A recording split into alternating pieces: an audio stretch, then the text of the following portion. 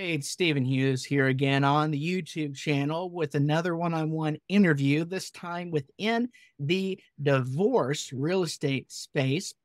I have a very special guest today, and I think this guest is really unique for the fact that he is, in my opinion, the number one person in his field in the state of Utah, and I think a trendsetter throughout the entire United States. We were talking a little bit before we started this interview about it, and we'll end up talking about it, of course, throughout the course of our interview and through the video and Zoom call. If you've watched any of my other interviews here on the YouTube channel, I never just introduce people who are here because I just always mess it up. So instead of me trying to say people's names, their businesses, and what they do, I always ask my guests to introduce themselves. So if you can go ahead and tell us who you are and a little bit about what you do, and we'll start from there and we'll just start having a conversation. Thanks for having me. This is great. I'm excited. So my name's Danny Bentley. I've been in the banking finance world for the last 20 years. About 6 years ago, I decided to venture off into the divorce space. And so I will come in and help couples navigate the division of their assets and liabilities for that matter. And so there's a couple ways that I do that. One is with collaborative attorneys. There's a collaborative process where they like to bring in a financial neutral. And so I'll come and get involved with the attorneys and do the full analysis on their financial picture. The other is my wife is a mediator, and she has a company called Peaceful Divorce Solutions. And with her company, she has an in-house attorney. She has a mental health professional, and then she uses me as the financial neutral as part of her process.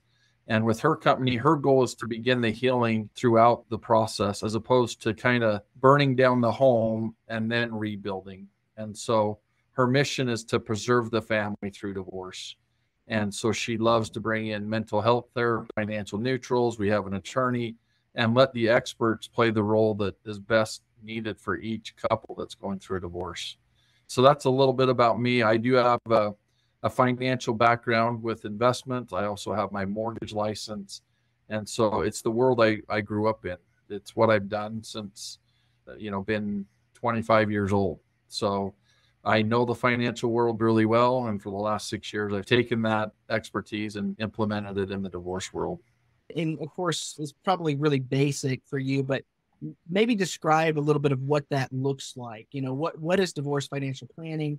How does it benefit an attorney, or how does it benefit parties who are going through a divorce? What does that look like? Okay. That's a good question. So basically, I gather all their financial information.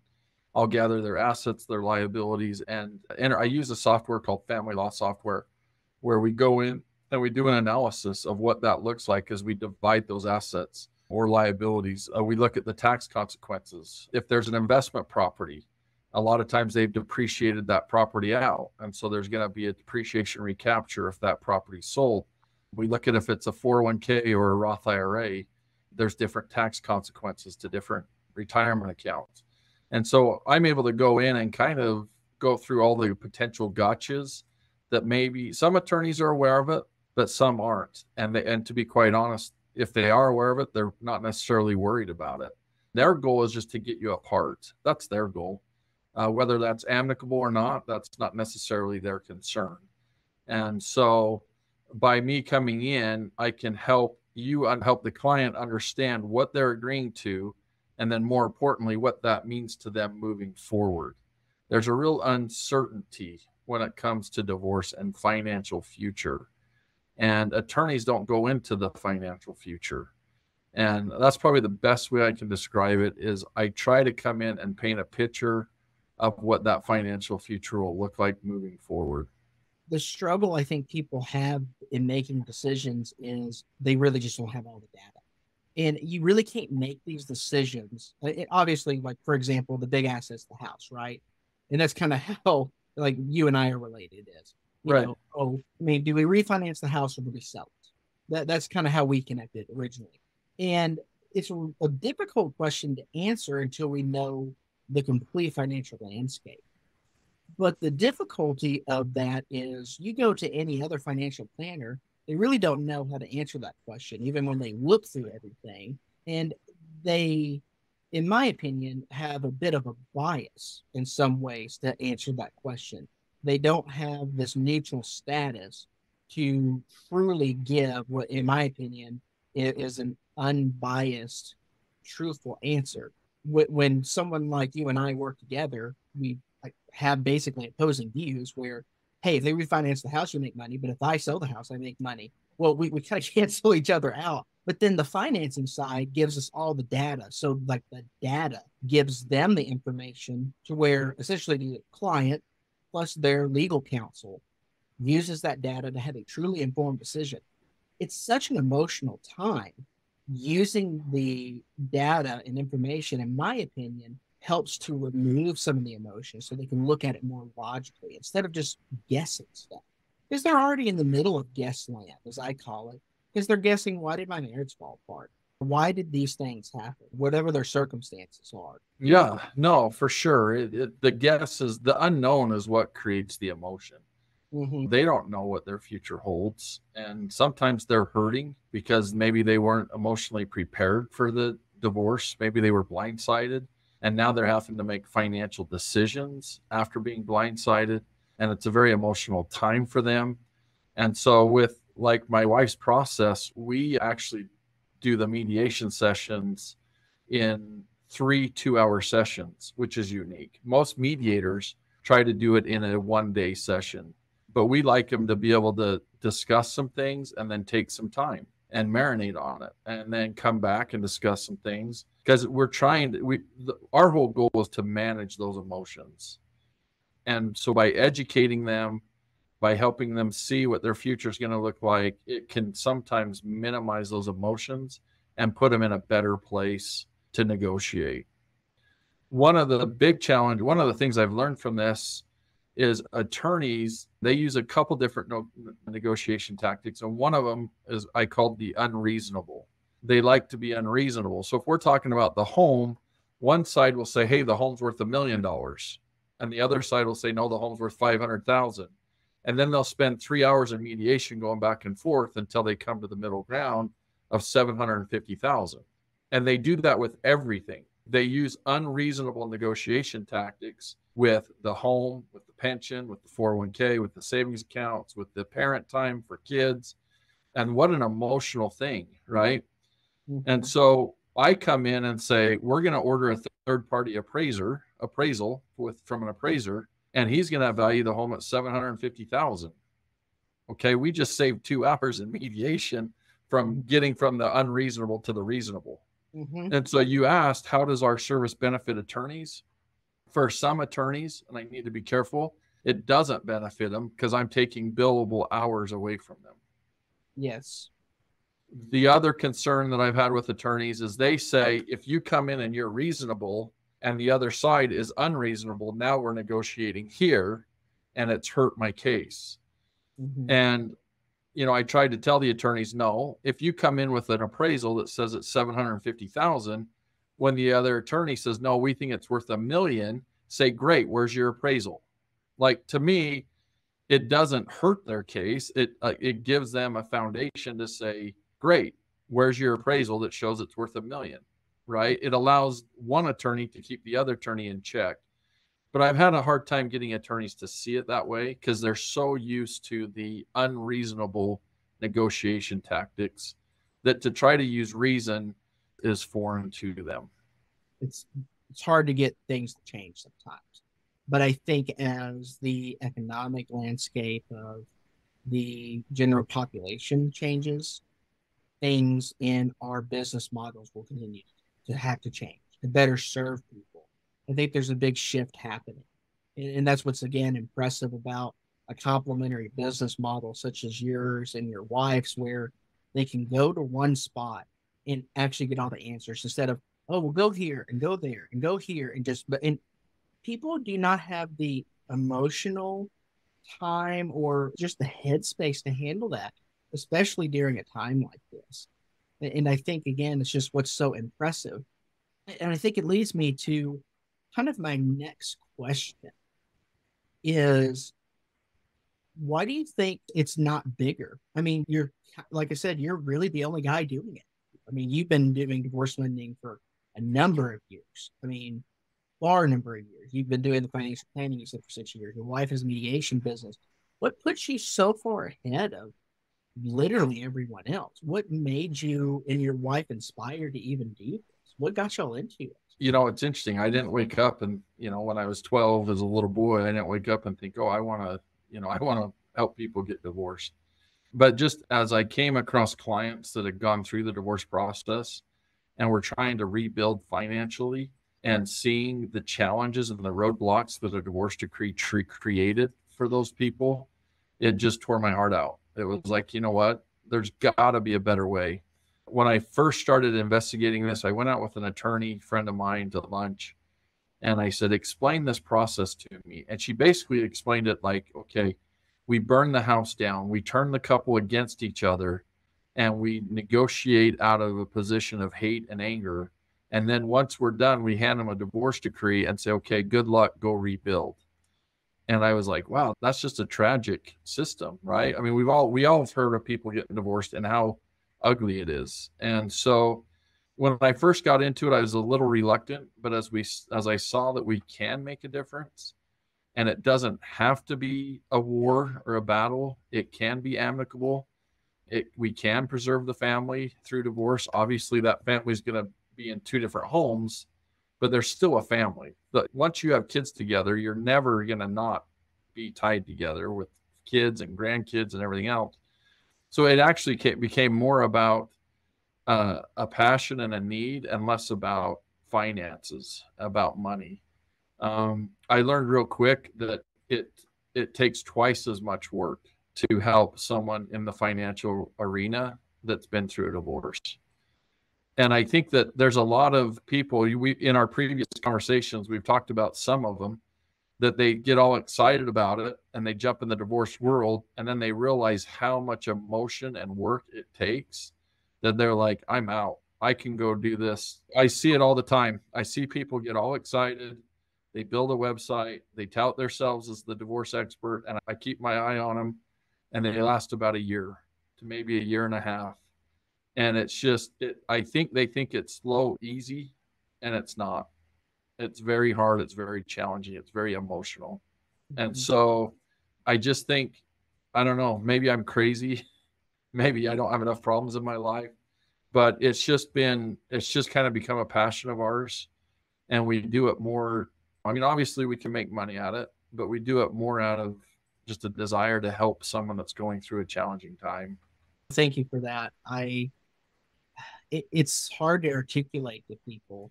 We live in kind of a jaded society. We've all seen those stories. We've maybe the movies, or we've seen like something in the news media, or we've experienced it where someone said that stuff and they were, fake or a charlatan. But I think what you're saying is true. Like, you don't stay in this type of stuff because of just the money. Because there's easier ways to make money, because this stuff's hard. I've had so many people try to talk me out of it. I mean, people hate my business name, for example, right? And I was on a podcast yesterday, and this is very funny because it really, what I said in the podcast and we discussed yesterday reminds me of some of the things you said. People getting into the business, they don't realize the amount of work it takes and how much skill and knowledge, experience you have. Really, how much, like you said, the emotional drainage you personally are going to take from some of these transactions with people. Even after the number of them you've been through, you're still going to feel it. I don't think it'll ever go. And it's hard. Some of these are very difficult. And the thing that keeps me doing it, and I don't know if you relate to this in your life, is I help some people that I'm like, these are people that no one else wants to help. Everyone feels that they're beneath them.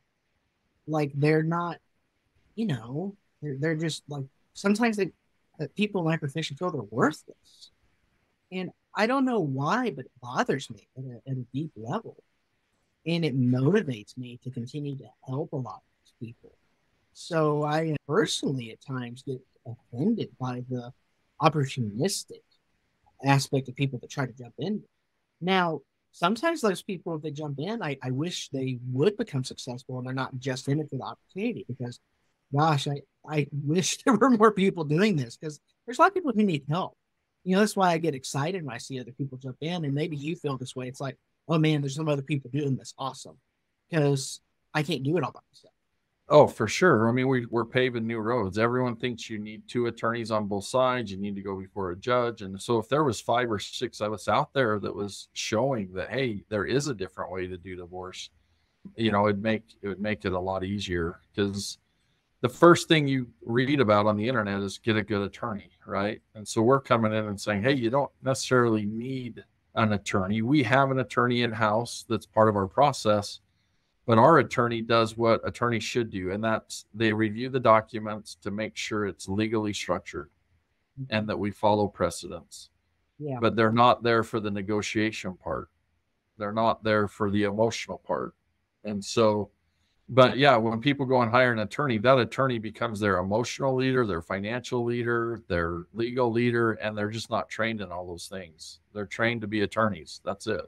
It's very interesting that the general public has that perception of attorneys. And I actually feel bad for attorneys that they have clients that come in with those expectations, and the attorneys have to kind of educate them like, well, no, that's not actually my job. I think your business probably, I would imagine, helps attorneys with. It's like, let me help you educate clients that it's not your job to do not attorney. Yeah.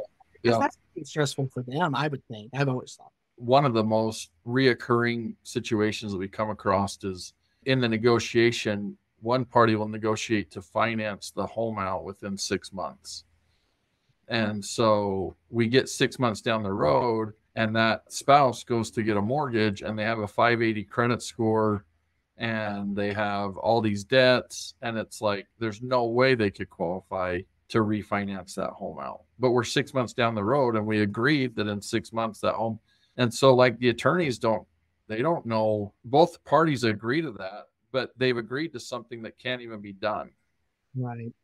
And so I'm trying to come in and say, hey, let's do a pre-approval on that and make sure that's even something that the spouse can do. And then if they can't do it, let's not put it in the divorce decree.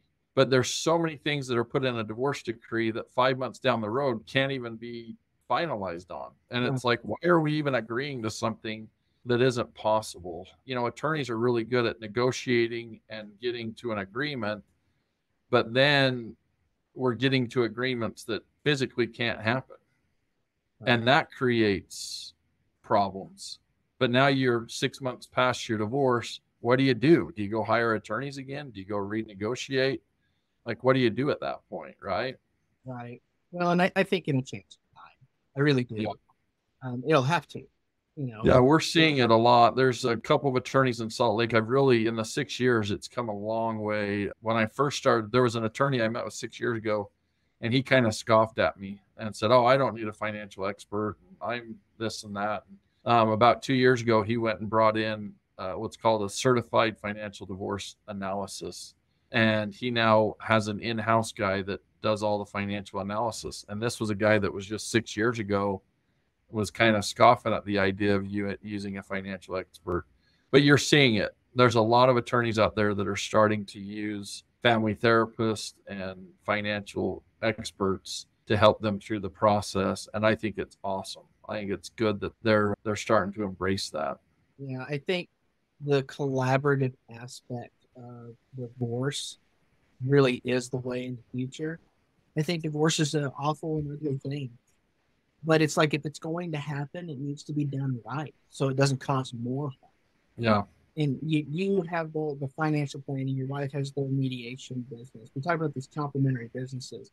And then I have the estate sales business, and I'm in the middle of acquiring probate services businesses. This probate service business. I have this really big impression that's not just intelligent in terms of business, but I think that's the future within real estate and housing. Because, like you said, it's a one-stop shop where people really get a high level of service, and they can truly get all of their questions answered. It's an a la carte service, as I call it, where they're not having to go to 20 different vendors, and it can all just be included kind of in one place.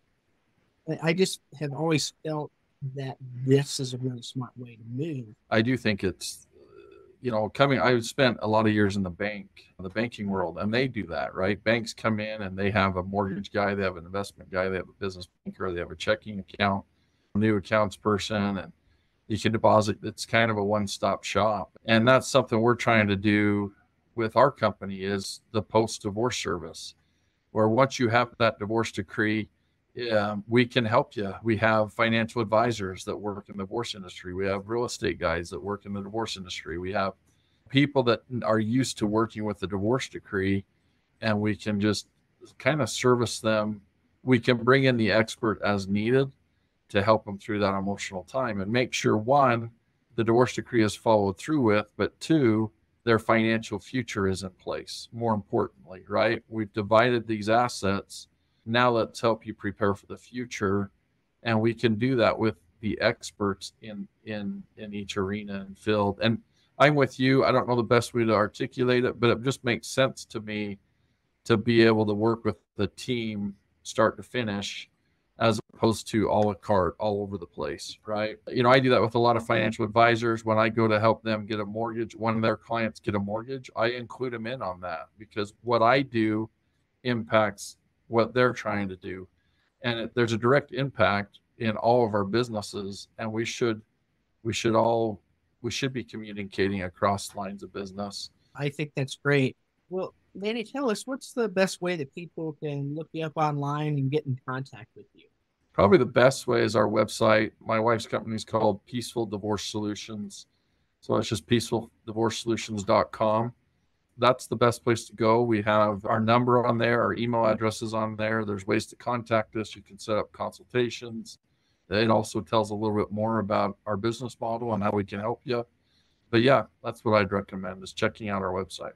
Yeah. And of course, guys, you know that we always include links and other contact information for our guests in the description box below. If you have any questions, please feel free to reach out to Danny, or you can comment below. Thanks so much for being here today. I really do appreciate it. And of course, we'll see you next time. Thanks again. See you soon. Thank you.